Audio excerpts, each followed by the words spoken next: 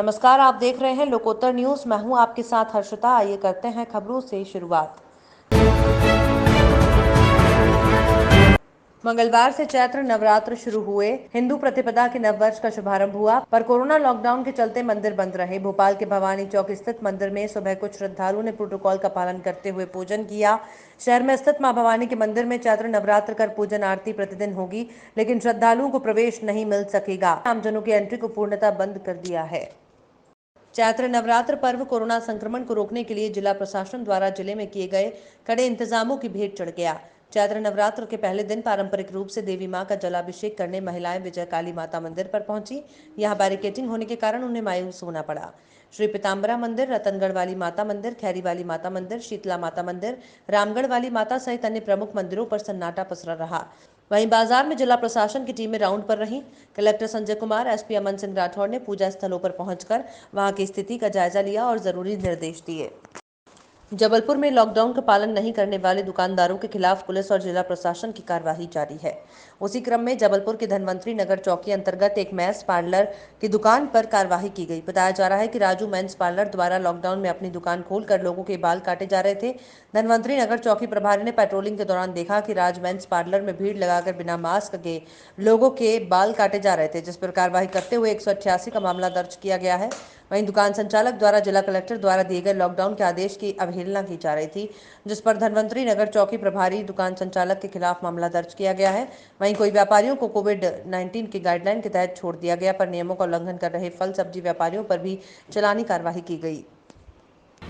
रामपुर चौक में जो सब्जी मंडी की दुकान लगती है और फलों की दुकान लगती है, निर्धारित समय शासन द्वारा 9 बजे का तय किया गया है, परंतु उसके बाद भी ये लोग लगातार यहाँ वहाँ घूम नहीं रहे हैं, एक स्थायी जगह पे अपना ठेला लगा रहे हैं। इसलिए इनके विरुद्ध चालानी कार्रवाई की जा रही है और समझाइश कर इनके ऊपर 188 आईपीसी की कार्रवाई भी की जाएगी। जैसा सभी के संज्ञान में है कि श्रीमान जिला दंडाधिकारी महोदय जबलपुर के द्वारा अभी जबलपुर शहर को दिनांक 9 तारीख से 22 तारीख तक के लिए, शुरुआत में 9 से 11 तारीख तक का लॉकडाउन था। उसके बाद कोरोना महामारी की विषमता को देखते हुए ये लॉकडाउन 22 तारीख तक के लिए बढ़ा दिया गया था, 22/4 तक को।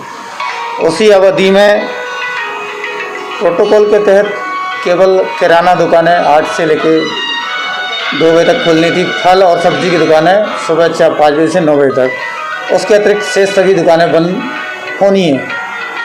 किंतु पेट्रोलिंग में देखा गया कि राज मेंस पार्लर कोरोना गाइडलाइन एवं जिला दंडाधिकारी महोदय के दिए गए आदेशों का उल्लंघन करते हुए अपनी मेंस पार्लर की दुकान को खोले हुए पाए गए। बिना मास्क के वो ग्राहकों के साथ बाल कटिंग कर रहे थे, ना ही सैनिटाइजर रखा था उन्हें, ना ही कोरोना प्रोटोकॉल का पालन कर रहे थे। क्योंकि जिला दंडाधिकारी महोदय का इनके द्वारा उल्लंघन किया गया है आदेश का, इनके विरुद्ध 188 की कार्रवाई की जाएगी। FIR लॉन्च कर दी गई है, इन्वेस्टिगेशन जारी है इसका।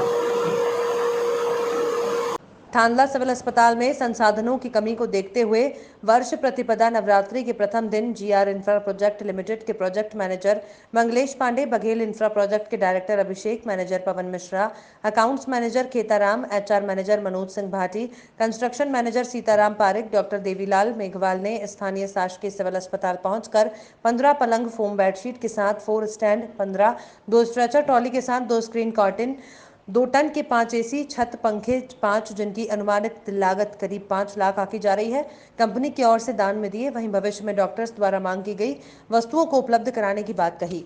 इस अवसर पर स्थानीय BMO doctor Anil Rathore, doctor K Paraste, doctor Manish Dubey, doctor Pradeep Bharti, doctor Sanjay Katara, doctor Pankaj Khatediya सहित स्थानीय स्टाफ मौजूद था, जिन्होंने GR इंफ्रा प्रोजेक्ट के प्रति धन्यवाद दिया गया। वहीं आगे भी इस प्रकार के सहयोग की अपेक्षा व्यक्त की।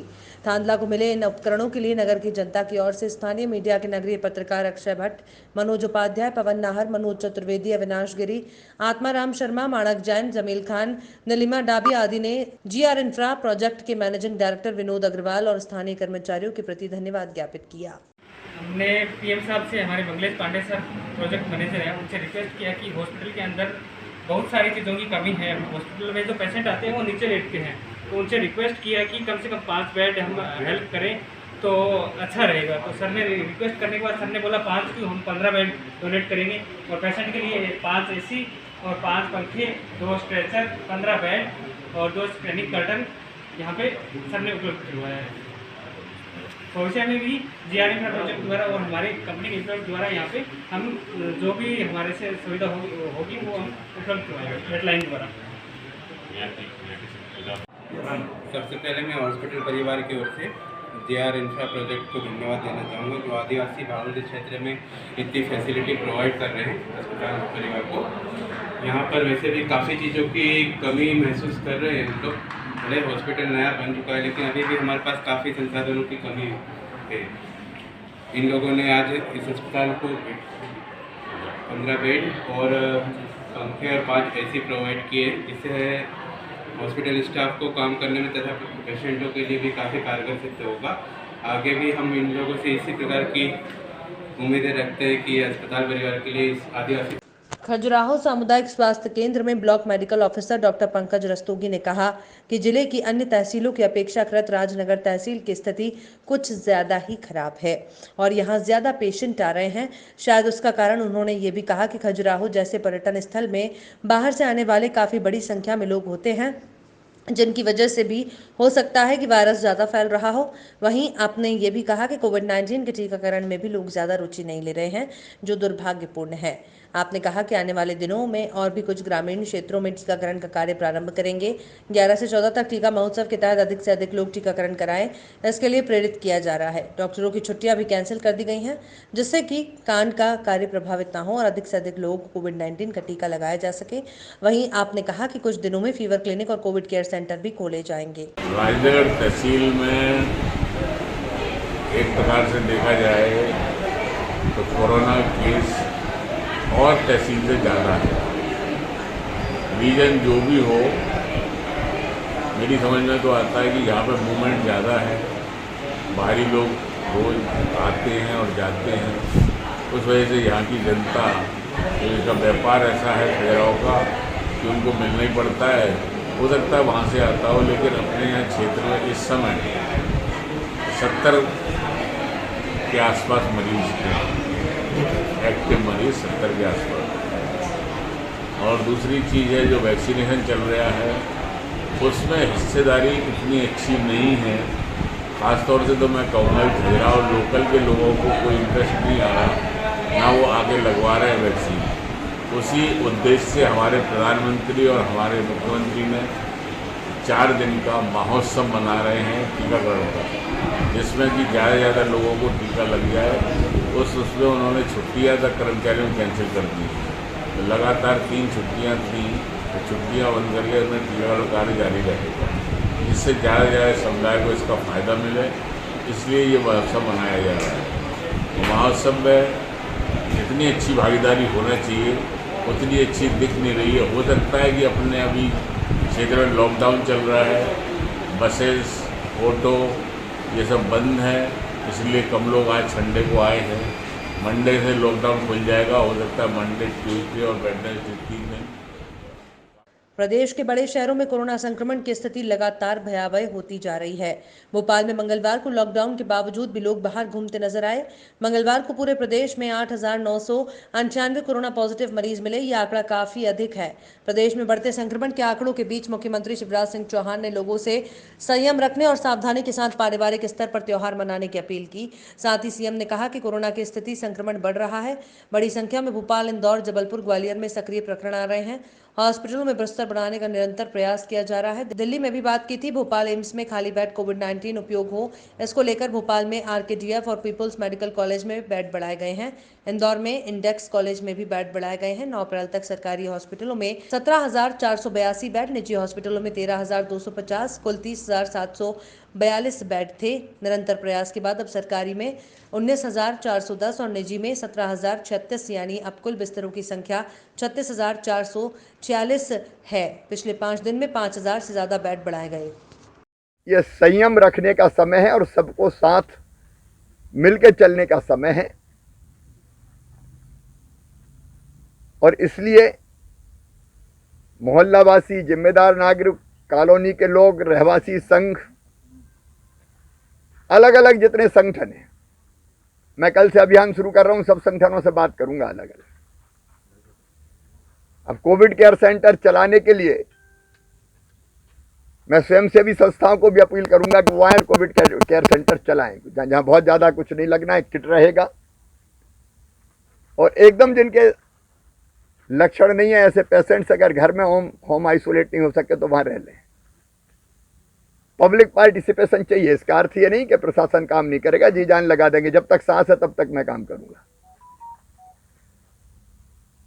लेकिन व्यापक रूप से जनता के सहयोग की जरूरत है। इसमें से भी स्वयंसेवी संगठन निकले। मुझे खुशी है कि कोरोना वॉलंटियर सब निकल रहे हैं, उनकी ट्रेनिंग चल रही है। स्वास्थ्य आग्रह के समय जो हमें मिले थे, जिन्हें अपने आप को रजिस्टर कराया है। और मीडिया के मित्रों से भी अपील है कि स्थिति संकटपूर्ण है, लेकिन कोई कसर नहीं छोड़ेंगे। आप भी कोरोना संक्रमण रोकने के लिए जन जागरूकता पैदा करने में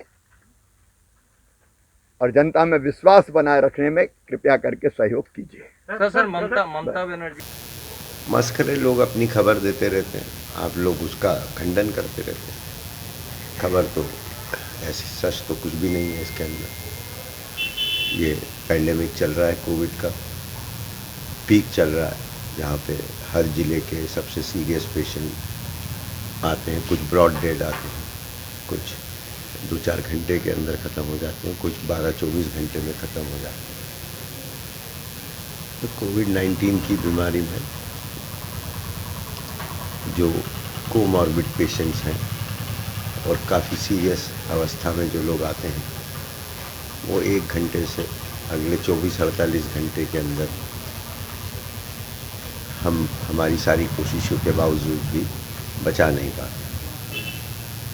तो रोज़ ही इसके पिछले हफ्ते 10-15 दिन के अंदर आप देखेंगे हर अस्पताल से रोज़ 10, 12, 15, 17 होते ही हैं।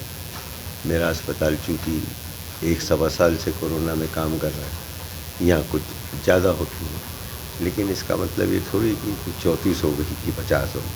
सर ऑक्सीजन खत्म होने की बात कितनी सही है? टोटली गलत है। मेरे पास में central oxygen point 10 lakh litre का है, फिर इमरजेंसी 1 लाख लीटर का है, फिर मेरे पास में 600 जंबो सिलेंडर है, फिर मेरे पास में 200 ग्रेड 2 सिलेंडर है, फिर मेरे पास में 90 छोटे सिलेंडर है ट्रांसपोर्ट के। मेरे हर लेटरिन बाथरूम तक में ऑक्सीजन चिपकी हुई है। कहाँ ये सब बेकार बातें हैं। सर 1 अप्रैल से यदि 13 अप्रैल तक हमारी बात करें तो चिरायु अस्पताल में अब तक कितने लोग मर गए होंगे? सामान्यतः एक मोटा आंकड़ा। बंद ये सवाल जीने का सवाल पूछा जाता है, मरने का सवाल सावधानी को नहीं लेकर सर, एक बार सावधानी को बहुत लेकर बढ़िया सर आपने कहा।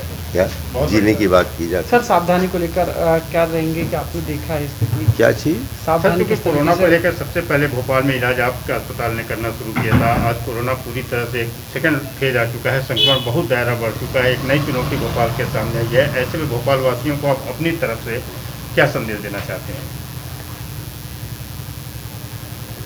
अपनी मोटापे खबरों में फिलहाल इतना ही। आप देखते रहिए लोकोत्तर न्यूज।